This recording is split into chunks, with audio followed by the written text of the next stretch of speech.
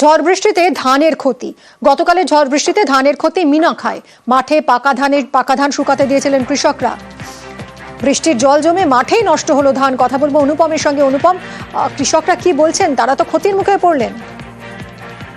দেখো, এই যে উত্তর চব্বিশ পরগনার যে মিনাখায়, এই মিনাখায় গতকালের যে বৃষ্টি এবং সঙ্গে ঝোড়ো হাওয়া, এতে কৃষক ধানের চাষ যারা করেছিল সেই ধানের প্রচুর ক্ষতি হয়েছে। তার কারণ ধান খেতে শুকাতে দিয়েছিল চাষের জমিতে, সেই সময় প্রবল বৃষ্টি আসে এবং তাতে কিন্তু মাঠেই জল জমে যায় এবং তাতে কিন্তু যে ধান, সেই ধানের থেকে কিন্তু কড়া বেরিয়ে যাওয়ার আশঙ্কা এবং সেই ধান নিতে পারবে না।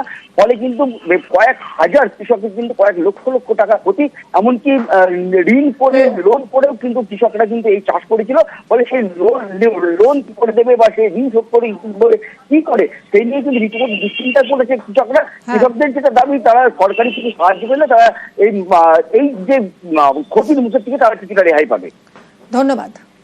পানিটা হয়েছে তার জন্য আমাদের অনেক ক্ষতি হয়ে গেছে। পানিতে সব তরে ধান তরে বুড়ে আছে, ধান তরে কেউ নিতে চায় না, কলা বেরিয়ে যাচ্ছে। সে লোন নিয়ে এই চাষটা করেছি, এখন কি করব সেটা ভেবে পাচ্ছি না। উদ্বোধনের প্রস্তুতি দীঘার জগন্নাথ ধামে। আর কয়েকদিন পরই জগন্নাথ মন্দিরের উদ্বোধন। অক্ষয় তৃতীয়ায় দীঘায় জগন্নাথ মন্দিরের উদ্বোধন করবেন মুখ্যমন্ত্রী। কথা বলবো পঙ্কজের সঙ্গে। পঙ্কজ, এই মুহূর্তে প্রস্তুতিটি কোন পর্যায়ে? একেবারে মিমি, দেখো আর কয়েকদিন বাকি হাতে, তার মধ্যে কিন্তু একেবারে প্রস্তুতি তুঙ্গে। ইতিমধ্যে প্রায় কাজ সমাপ্তির মুখে। গতকাল এসছিলেন রাজ্যের যেখানে বিদ্যুৎ মন্ত্রী অরূপ বিশ্বাস, তারপরেই কিন্তু যেখানে বিদ্যুৎ মন্ত্রী আসার পরেই কিন্তু দেখা গেল যে মন্দিরের পুরো কাজ প্রায় সম্পূর্ণ মাথায়।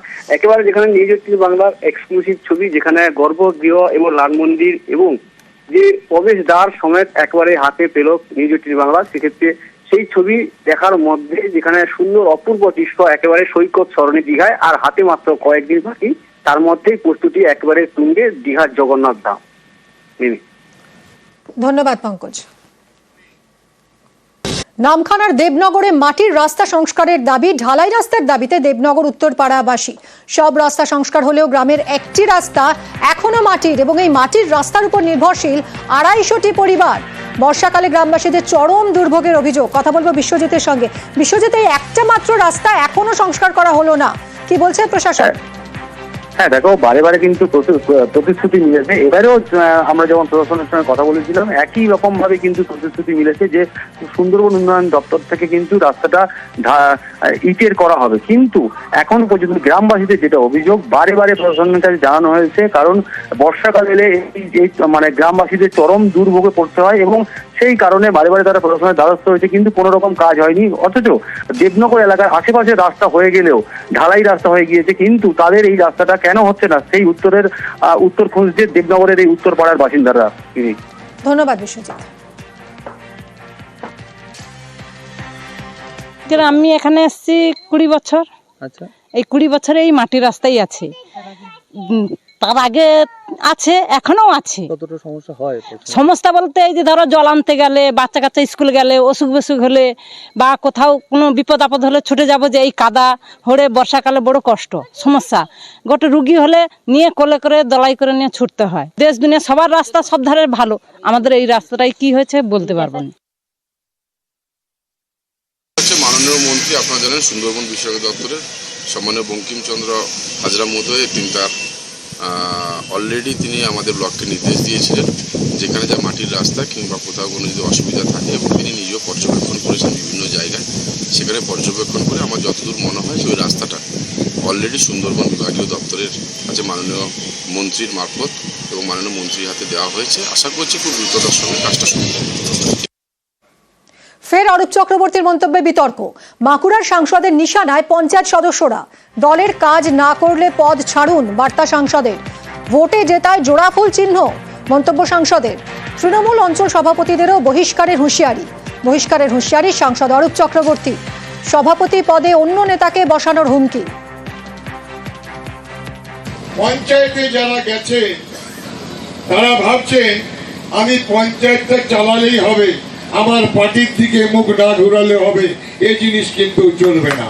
আপনার স্বামীকে দিয়ে যদি ভাবেন আমি ঠিকাদারিগুলোকে নিয়ে আমি করে নেব, আমরা তাকে বেশি দিন প্রধান হিসাবে রাখতে পারবো না।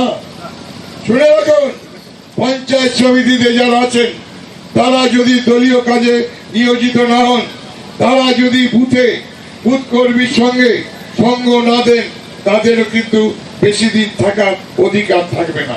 এতদিন হেলাফেলা যা চলেছে, এখন কিন্তু তা চলতে দেওয়া যাবে না।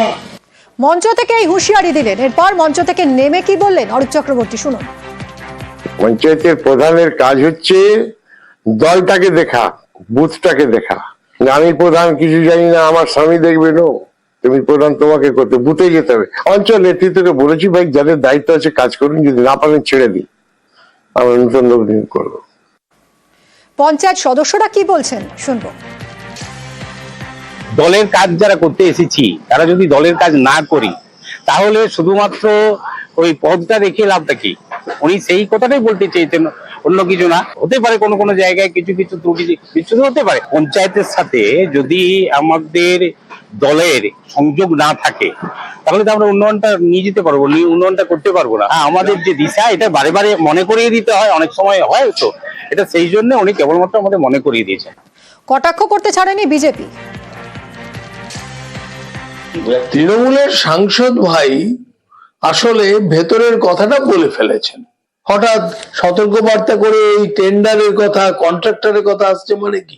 তাহলে পরিষ্কার যে টেন্ডারের যে অর্থ, সেই অর্থের পেমেন্টের সময়, পেমেন্ট হওয়ার আগেই কন্ট্রাক্টরকে 25 থেকে 30% দিয়ে দিতে হয়। সেই ভাগটা কেমন হবে এর সতর্কীকরণ করেছে। সংস্কারের কাজে বন্ধ থাকবে বাংলা সিকিম লাইফলাইন NH10। আজ এবং কাল বন্ধ থাকবে বাংলা সিকিম লাইফলাইন। দিনভর বন্ধ থাকবে না যদিও 10 নম্বর জাতীয় সড়ক। 1 ঘন্টা পর পর ছোট গাড়ি, বাস চলাচলে ছাড় দেওয়া হবে। পার্থ থেকে আরো ডিটেলে জানবো। পার্থ, গত বছর আমরা বৃষ্টির জেরে 10 নম্বর জাতীয় সড়ক অর্থাৎ বাংলা সিকিম যে লাইফলাইন, তার একাধিক জায়গা ধসে গিয়েছিল এবং ওটা রাস্তা বেশ কয়েকটি জায়গা কারণাগর পয়েন্ট হচ্ছে, যেখানে কিন্তু ঝুঁকি নিয়ে কার্যত পারাপার হচ্ছিল। আর সেই লক্ষ্যেই কিন্তু এই জাতীয় সড়ক সংস্কারের কাজ শুরু হয়েছে সকাল থেকে, এবং ভারী যানবাহন এবং বড় গাড়ি চলাচলের উপরে সম্পূর্ণ বিধিনিষেধ আরোপ করা হয়েছে। শুধুমাত্র ছোট গাড়ি এবং ছোট মিনি বাস ছাড় দেওয়া হয়েছে, তবে 1 ঘন্টা পর পর, অর্থাৎ বিকল্প কি রাস্তার ব্যবস্থা করা হচ্ছে? বিকল্প যে রাস্তাটি রয়েছে তা হলো শিলিগুড়ি থেকে সেবক থেকে গুরুবাথান, লাভা হয়ে আলগাড়া থেকে 21 মাইল হয়ে কালিম্পং, আবার সেই 21 মাইল থেকে 17 মাইল হয়ে রংপুর হয়ে চলে যাবে সিকিম। এই ঘুরপথের সময় অনেকটা লাগলো, কিন্তু যে জাতীয় সড়কে আজ এবং কাল সংস্কারের জন্য লম্বা লাইন পড়ে আছে। সকাল থেকে আমরা দেখছি রাস্তার দুধারে, এবং তো প্রচুর যানজটের তৈরি হয়েছে। তাই ঝুঁকি এড়াতে আর সেজন্য কিন্তু পর্যটক গাড়ি বিকল্প হতে আপাতত চলাচল করছে বলে আমরা। ধন্যবাদ পার্থ। আজও দক্ষিণবঙ্গের 7 জেলায় কালবৈশাখী। হাওড়া, হুগলি সহ 7 জেলায় কালবৈশাখীর পূর্বাভাস। পূর্ব বর্ধমান, পশ্চিম মেদিনীপুর, হুগলিতে বৃষ্টির পূর্বাভাস। সোমবার পর্যন্ত বিক্ষিপ্তভাবে ঝড় বৃষ্টির সম্ভাবনা। কলকাতায় হালকা থেকে মাঝারি বৃষ্টির পূর্বাভাস। কলকাতায় বইতে পারে দমকা ঝোড়ো হাওয়া। কলকাতায় 30 থেকে 40 কিলোমিটার বেগে হাওয়া। ঝড় বৃষ্টিতে রাতের তাপমাত্রা নামলো বেশ অনেকটাই, 6 ডিগ্রি। উত্তরবঙ্গে ঝড় বৃষ্টির পরিমাণ কিছুটা কমবে। সোমবার পর্যন্ত উত্তরের উপরের জেলায় বৃষ্টির পূর্বাভাস।